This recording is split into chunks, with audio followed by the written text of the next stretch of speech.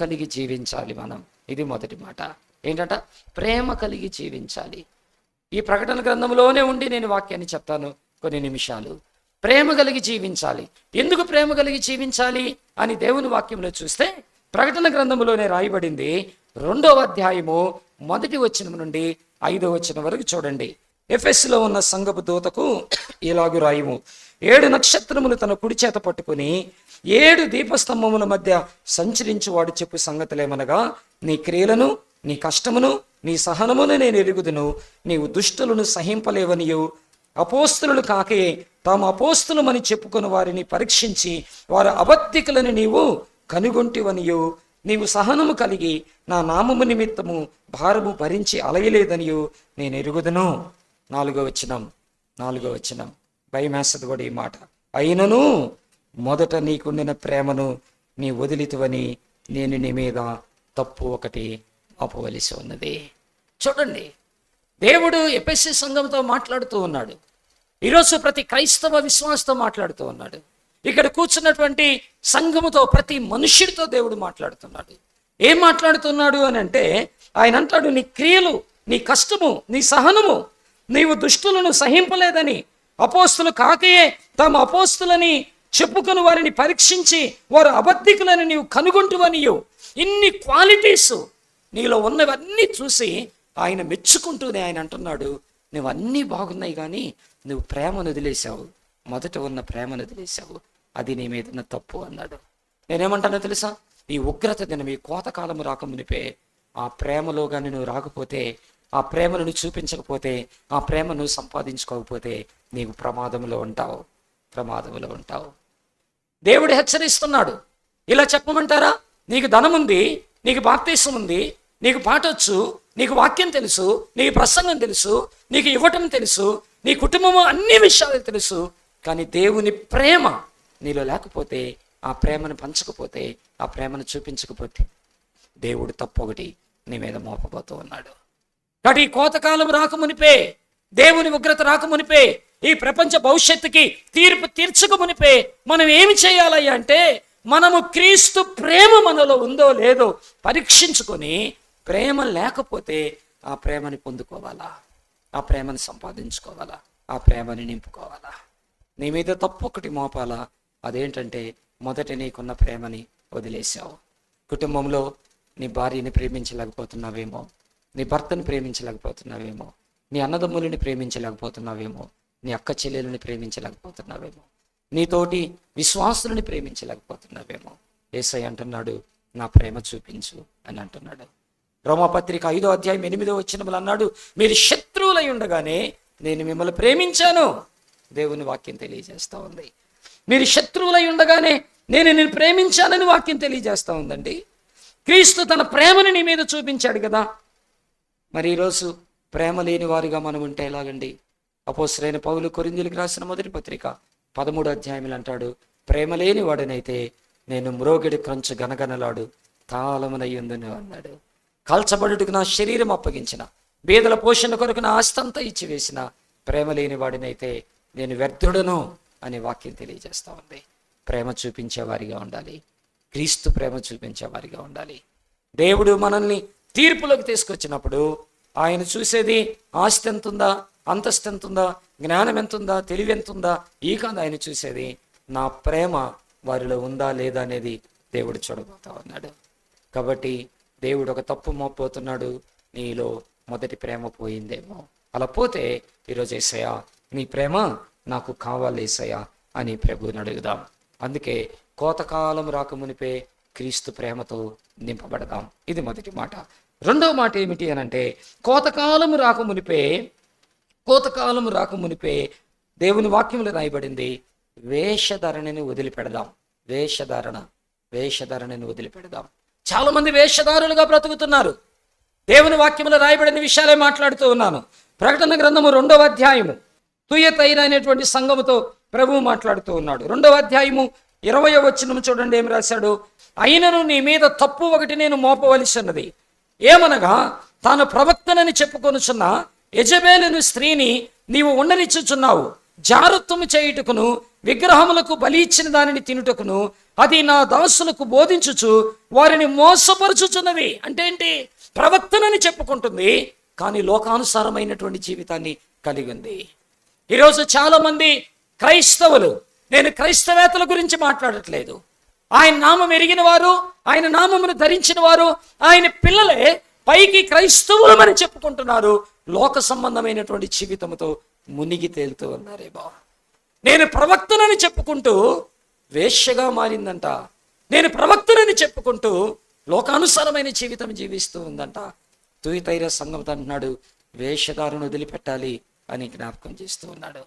కోతకాలం సమీపం అవుతుంది, క్రీస్తు రాకడ సమీపం అవుతా ఉంది, 7 ఏళ్ల శ్రమల కాలం రాబోతూ ఉంది, ఆయన పరిశుద్ధుల సంఘము ఎత్తబడబోతా ఉంది, 7 ఏండ్లు విందులో ప్రభుతో ఉండబోతా ఉన్నాం. నీవు కానీ వేషధారిగా బ్రతికితే ఆ ప్రభుతో మధ్యాకాశములను ఉండలేవు. వేషధారిగా బ్రతికితే ఆ 1000 ఏళ్ల పరిపాలనలో ప్రభుతో ఉండలేవు. వేషధారిగా బ్రతికితే శాశ్వతంగా ఆ పరలోక రాజ్యములను ఉండలేవు. వేషధారణ వదిలిపెట్టాలని దేవుని వాక్యం తెలియజేస్తూ ఉంది. యేసయ్య ఎన్నిసార్లు చెప్పాడో తెలుసా వేషధారణను గురించి? మత్తయి సువార్త 23వ అధ్యాయము 13వ వచనం చూడండి. అన్నీ చదవని కానీ ఒక్కొక్క మాట చదువుతున్నా. అయ్యో, ఎవరంట? వేషధారులైన శాస్త్రులారా. ఆయన మాట్లాడుతున్నాడు, అయ్యో వేషధారులైన శాస్త్రులారా. 15వ వచనం చూడండి, ఏమన్నాడు? అయ్యో, మరలా ఏంటంట? వేషధారులైన శాస్త్రులారా. 23వ వచనం చూడండి, అన్నాడు, అయ్యో వేషధారులైన శాస్త్రులారా. 27వ వచనం చూడండి, అయ్యో వేషధారులైన శాస్త్రులారా. 29వ వచనం చూడండి, అయ్యో వేషధారులైన శాస్త్రులారా, పరిసయ్యులారా. ఇన్నిసార్లు అంటున్నాడండి, ఇన్నిసార్లు. తుయితైర సంఘము వేషధారణతో నింపబడింది, వేషధారణతో నింపబడింది. తుయితైర సంఘం మాత్రమే కాదు, ప్రకటన గ్రంథం 3వ అధ్యాయము 14-15 వచనాలు చూస్తే సార్దీసు సంఘము కూడా వేషధారణతోనే నింపబడిపోయింది. ఈరోజు మార్టిన్ మెమోరియల్ బ్యాప్టిస్ట్ చర్చిలో ఈ కోతకాల పండగలో ఆఖరి కోరికలు కోరిన నీవు వేషధారిగా కూర్చొని, వేషధారిగా వాక్యం విని, వేషధారిగా ప్రార్థన చేసి, వేషధారిగా ప్రసంగం చేసి, వేషధారిగానే కానుకలిచ్చి, వేషధారిగానే వెళ్ళిపోతావా? కోతకాలం రాబోతుంది. ఆయన కొడవలి భూమి మీద వేయబోతా ఉన్నాడు. పైరు కోయబడబోతా ఉంది, ద్రాక్ష గెలలు కోయబడబోతా ఉన్నాయి. ఇవి తొట్టిలో, ఊరి వెలుపలున్న తొట్టిలో, దేవుని కోపం అనే తొట్టిలో వేయబడబోతా ఉన్నాయి. అవి రక్తమై ప్రవహించబడబోతా ఉన్నాయి. భవిష్యత్తు జ్ఞాపకం చేస్తున్నాడు ప్రభు. నువ్వు ఇంకా వేషధారిగానే ఉంటావా? నిజమైన భక్తి ఇంకెప్పుడు నీ జీవితంలో? నిజమైన నమ్మకమైన జీవితం ఇంకెప్పుడు? వేషధారి బ్రతుకుతూనే ఉంటే వేషధారులకి దేవుడు తీర్పు తెరచబోతున్నాడు. దేవుని వాక్యం తెలియజేస్తూ ఉంది. కాబట్టి కోతకాలం రాకమునిపే ఏంటంట? ఆయన ప్రేమతో నింపబడదాం. కోతకాలం రాకమునిపే వేషధారని వదిలేసి యథార్థంగా ఉందాం. 3వ మాట జ్ఞాపకం చేస్తూ ఉన్నాను. కోతకాలం రాకమునిపే పవిత్రమైన జీవితాన్ని కలిగి ఉందాం. పవిత్రమైన జీవితాన్ని. ఇది చాలా ముఖ్యమండి. కారుందా, ఇల్లుందా, బంగారం ఉందా, ఉద్యోగం ఉందా, చదువు ఉందా, ఆస్తి ఉందా, అందం ఉందా, పేరున్నాయా, పదవులున్నాయా, ఈ కాదు దేవుడు చూసేది. పరిశుద్ధత ఉందా అని దేవుడు చూస్తాడు. పవిత్రత ఉందా అని దేవుడు చూస్తాడు. బైబిల్ చెప్తుంది, పరిశుద్ధత లేకుండా దేవునిని చూడలేం అని వాక్యం చెప్తా ఉంది. పరిశుద్ధత లేకుండా ఆయనతో ఉండలేం. ఎన్నటెన్నటికీ పరిశుద్ధతే ప్రధానమైనటువంటిది. ప్రధానమైనటువంటిది. నీ మాటలు, నీ చూపులో, నీ ఆలోచనలు, నీ సంపాదనలు, నీ ఖర్చులో, నీ ఇంట్లో, నీ బ్రతుకులో ఎన్ని ఉన్నా కూడా పరిశుద్ధత లేకపోతే దేవుని రాజ్యములోనికి మనం ప్రవేశించలేం. కోతకాలమును కోయబడతామండి. కోయకాలమును కోయబడతాం. దేవుని ఉగ్రత పాలవుతాము. దేవుని వాక్యం తెలియజేస్తూ ఉంది. దేవుని వాక్యం తెలియజేస్తూ ఉంది.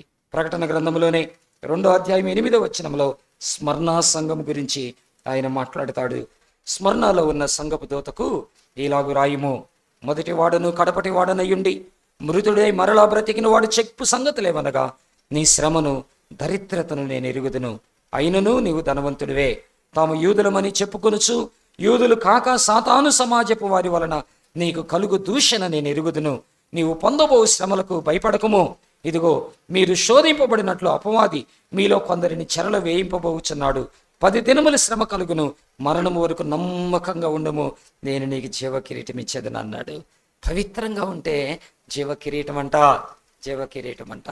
స్మరణ సంఘము శ్రమలు తట్టుకుంది, శోధనలు తట్టుకుంది, సమస్యలు తట్టుకుంది, నిందలను తట్టుకుంది, అవమానాలను తట్టుకుంది. ఇన్ని వచ్చినా కూడా పవిత్రంగానే బ్రతికింది స్మరణ సంఘము.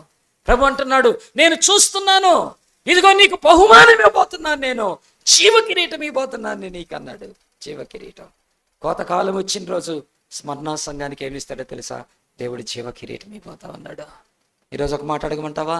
ఈ తీర్పు కాలం వచ్చిన రోజు జీవ కిరీటాన్ని పొందుకుంటావా, దేవుని ఉగ్రతను పొందుకుంటావా? ఈరోజు తీర్మానం చేసుకుందాం. స్మరణ సంఘం మాత్రమే కాదు, ఇంకా చూడండి, ఇంకొక సంఘం కూడా, ఫిలదెల్ఫియా సంఘం గురించి కూడా మాట్లాడతాడు. ప్రకటన గ్రంథం 3వ అధ్యాయము 7వ వచనం నుంచి రాయబడిన మాటలు, 3వ అధ్యాయము 7వ వచనం నుంచి రాయబడిన మాటలు చూడండి. ఏమన్నాడు? ఫిలదెల్ఫియాలో ఉన్న సంఘపు దూతకి ఇలాగ రాయము, దావీదు తాళపు చెవి కలిగి ఎవడునూ వేయలేకుండా తీయవాడును, ఎవడునూ తీయలేకుండా వేయవాడనైనా సత్యస్వరూపియగు పరిశుద్ధుడు చెప్పు సంగతులేమనగా, నీ క్రియలను నేను ఎరుగుదును, నీకున్న శక్తి కొంచెమై ఉండినను నీవు నా వాక్యమును గైకొని నా నామము ఎరుగనలేదు. ఇదిగో తలుపు నీ ఎదుట తీసి ఉంచి ఉన్నాను, దానిని ఎవడును వేయనేరడు. యూదులు కాకయే తాము యూదులమని అబద్ధమాడు సాతాను సమాజపు వారిని రప్పించదును. వారు వచ్చి నీ పాదముల ఎదుట పడి నమస్కారం చేసి, ఇదిగో నేను నిన్ను ప్రేమించితనని తెలుసుకున్నట్లు చేసేదను. నీవు నా ఓర్పు విషయమై వాక్యమును గైకొంటివి గనుక భూనివాసులను శోధించుటకు లోకమంతటి మీదకి రాబో శోధన కాలంలో నేను నిన్ను కాపాడేదను. నేను త్వరగా వచ్చుచున్నాను. ఎవడును నీ కిరీటమును అపహరింపకుండానట్లు నీ కలిగిన దానిని గట్టిగా పట్టుకో అన్నాడు. గట్టిగా పట్టుకో అన్నాడు. నా ప్రియమైన దేవుని బిడ్డలారా, కోతకాలం రాబోతుంది. మరలా గుర్తు చేస్తున్నాను, పరిశుద్ధతను కాపాడుకో, పరిశుద్ధత కలిగి ఉండవు. కోతకాలం రాబోతుంది, క్రీస్తు ప్రేమతో నింపబడు. కోతకాలం రాబోతా ఉంది, ఏం చేయాలంట? వేషధారణను వదిలిపెట్టు. కోతకాలం రాబోతుంది, పవిత్రత కలిగి జీవ కిరీటం కోసం ఎదురు చూద్దాం. దేవుడి మాటలు దీవించను గాక. ప్రార్థన చేసుకుందాం. ప్రభువా, నాతో మాతో మీరు మాట్లాడారు తండ్రి, నీకు స్తోత్రాలు. కోతకాలం రాకమునిపే వదిలిపెట్టిన ప్రేమని మరలా మేము కలిగి ఉండాలని, కోతకాలం రాకమునిపే వేషధారణని వదిలిపెట్టాలని, కోతకాలం రాకమునిపే పరిశుద్ధతను కలిగి బ్రతకాలని మీరు హెచ్చరించారు. అది ఎప్పుడు వస్తుందో మాకు తెలియదు ప్రభువా. మీరు సిద్ధంగా ఉన్నారు. ఇదిగో నేను త్వరగా వచ్చుచున్నాను అన్నారు తండ్రి. ఈ కోతకాలంలో మన ధనధాన్యాలు మీ దగ్గరికి తీసుకురావటం మాత్రమే కాదు కానీ ప్రభువా, ఆ భయంకరమైనటువంటి కోతకాలం ఒకటి రాబోతుంది. మీ కొడవలి పదును చేయబడింది, అది భూమి మీద వేయబడిపోతా ఉంది. పైరును కోయిపోతా ఉంది, ద్రాక్ష గెలలను కోయిపోతా ఉంది. ఆనాడు మిమ్మల్ని ఎరగని వారు, నమ్మని వారు, వేషధారులు, పాపులు, నటించేవారు, అటు ఇటు 2 రకాల జీవితం జీవించేవారు, రక్షణ మారు మనసు లేని వారు కోయబడబోతున్నారు. ఆ భయంకరమైన ఉగ్రత ఒకరోజు రాబోతుంది తండ్రి. అది రాకమునిపే పరిశుద్ధత కలిగి, అది రాకమునిపే వేషధారణ వదిలిపెట్టి, అది రాకమునిపే క్రీస్తు ప్రేమను కలిగి, అది రాకమునిపే రక్షణ పొంది, అది రాకమునిపే మారు మనసు పొంది, అది రాకమునిపే ప్రభువా నీ కోసం బ్రతకటానికి సహాయం చేయండి. అలా తీర్మానించుకున్న ప్రతి బిడ్డని మీ చేతులకు అప్పగించుకుంటున్నా. మరలా కోతకాల పండక్కి మేము ఉంటామో లేదో తెలియదు ప్రభువా.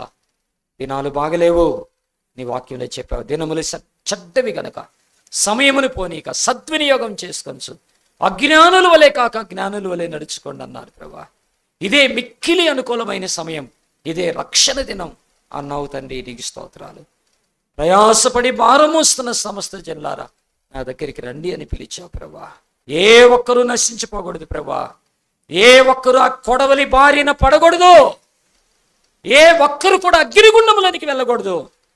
తాత్కాలికమైన ఈ చిన్న జీవితం కోసం అయా వేషధారులుగా, పాపిష్టులుగా, గర్విష్ఠులుగా, కోపిష్టులుగా బ్రతుకుతుంటే క్షమించండి తండ్రి. ప్రేమ కలిగిన వారిగా ఉండటానికి, పరిశుద్ధంగా ఉండటానికి, యథార్థంగా ఉండటానికి సహాయం చేయమని ఇంతవరకు జరిగించిన కూడికలను బట్టి మిమ్మల్ని స్తుతిస్తూ చేరువచ్చిన బిడ్డలందరినీ మీరు ఆశీర్వదించి బలపరచమని యేసు నామములో వేడుకొని ప్రార్థన చేస్తున్నాం తండ్రి. ఆమేన్.